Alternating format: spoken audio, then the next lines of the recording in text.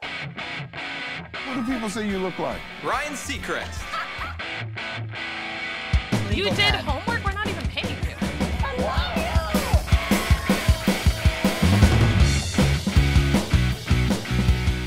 Hey everyone, welcome to Idol Hangover, episode 7. I can't believe we made it this far. And we're at the top 7, so this is all very appropriate timing. We're going to talk a little bit about this week's show, and a little later on, James Durbin from season 10 will be joining us on the couch. But first, let's talk about hot topics for this week. I think the first thing I want to talk about, just because we just mentioned James, is what I would call the Idol hair wars. James Durbin and Colton Dixon, I feel like they're sort of like aping off of each other now. Yeah. The question is like, who had what look first? Right. But Didi, you were saying that the contestants, like when they saw James take the stage, were like, what? It was after the performance. It was really funny because they show the contestants for just one moment, and they were all sitting there like in shock. Like they were just like, is that what we're supposed to do now? That's what it felt like for me. I'm looking at them like, and Colton was kind of like, you could tell. There was, I don't know what was going on with the Colton, James, Durbin tweeting thing earlier, but I do know that there was something, right? Yes, we actually wrote about it. You know, James basically had sort of criticized Colton a little bit for jumping on top of the piano, which was, a thing that James did on season 10. We don't have to, get into it, but I thought it was interesting the way that, he really took everything up to 11 on Idol, he came out just swinging. And yeah, it was kind of shocking probably to the contestants, to the audience, maybe even the judges, even though they'd seen him perform before. But it was just the look of Idol was just totally whacked out on Thursday. Another thing I have to mention is Steven Tyler. I mean, he was wearing the craziest outfit this week. He had a leopard print shirt and a striped tie, and he may have even had feathers in his hair. He was a walking contradiction. I mean, it's I know Soyeon probably doesn't style him. Can you really tell a rock star what to wear? No, absolutely not. I mean, he's Steven Tyler. Yeah. Let him do what he wants. You're like, hey, oh, okay. All right. Well, I feel like they can't really criticize anybody's outfits when you're dressed like a freak like that. So, anyway, Steven, we love you. You're crazy. We love you. Maybe tone down the conflicting patterns a little bit. Okay. I like that he started putting stuff on his microphone, though. That's kind of cool. Well, Did you notice that? That's so Steven Tyler. Oh. I mean, the Joss scarves Jones, with the exactly. Okay, so another hot topic, which of course was the hot topic of the week. The save. Jessica Sanchez got saved. Did you see it coming? Not at all. I mean, I felt the save was about to be used. I mean, every single person at this point in the competition is fantastic. I had no idea that it was going to be Jessica Sanchez, though. That was the one that was, I mean, she was phenomenal. First of all, I give her props for picking a song that wasn't very well known. Stuttering. Jasmine Sullivan, yep. Absolutely beautiful. She did a fantastic job with it. And her outfit was a little crazy, but I actually kind of liked it.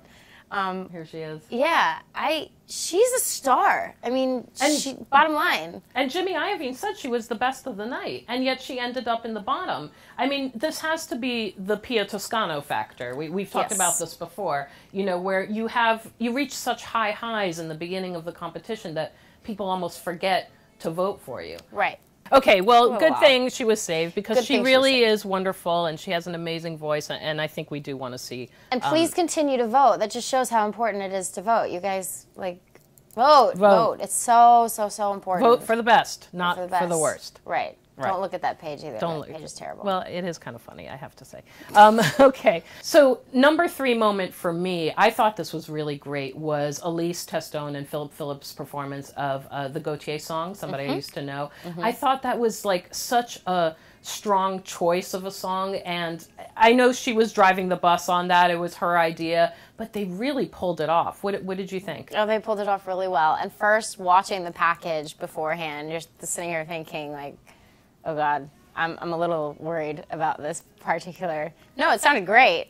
And the bottle throwing thing just cracked me up, watching her throw a bottle at his head. I'm like, see, the women, we got it all under control. That's right. Don't you tell us what to do. Good job, Elise. And they didn't really they didn't over-emote the song. Like, I don't know if you've ever seen the video for this, but it is like emo to the max. They didn't do what Colton and Skylar did, which was really play it up like they were lovers. Right.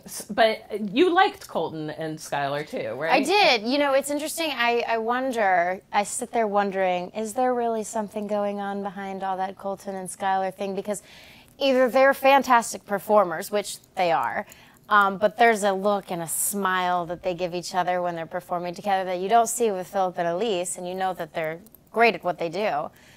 But there's a little bit of added chemistry when Skylar and Colton perform. And I don't know if it's the Southern thing and they feel connected in that way, but it makes an audience wonder.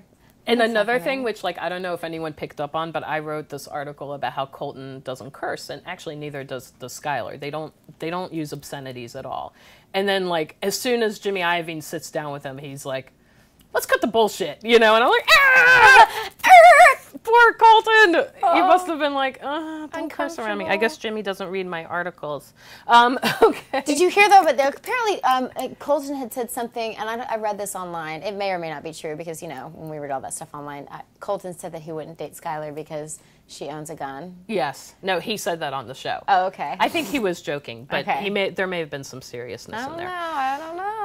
All right, well, speaking of guns, all right, not quite, but Hollie Kavanaugh is my fourth pick for the Hot Topic because here's my thing about Hollie. I think she has a really sweet voice, and I really think she's incredibly talented, but the judges are so hard on her to the point where they're almost bullying her, I feel like. And the reason she wasn't in the bottom, this is my personal theory, is because the audience is on her side. They don't want to see her getting beat up anymore. No. What do you think of her as a performer? I totally agree. And I do, I think she's listening.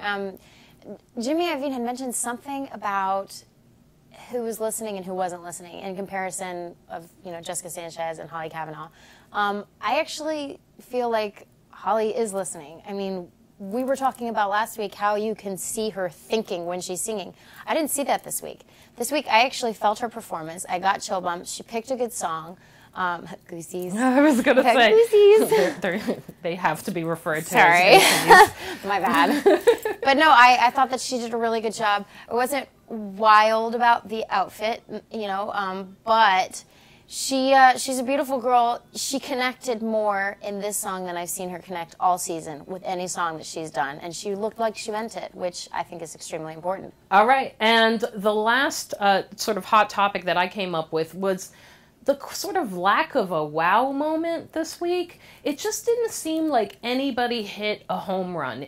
There were some great performances. I loved Elise Testone's You and I thought it was great. I really loved Haley Reinhardt's last season too.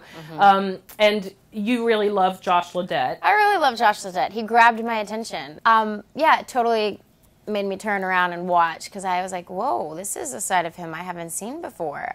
He brought it, and he had a blast on stage. You could tell he was just throwing that mic around. He looked like he was having a good time, and I haven't seen it before, so that was exciting for me to watch. The up-tempo kind of worked for him. We hadn't really seen that side of him before. All right, well, there you have it. Those are our 5 hot topics of the week, and thank you, Didi, for being with us as always. Keep your eyes here because part 2 of Idol Hangover is coming up with James Durbin on the couch. Yeah. Thanks for watching. What do people say you look like? Ryan Seacrest. You did homework?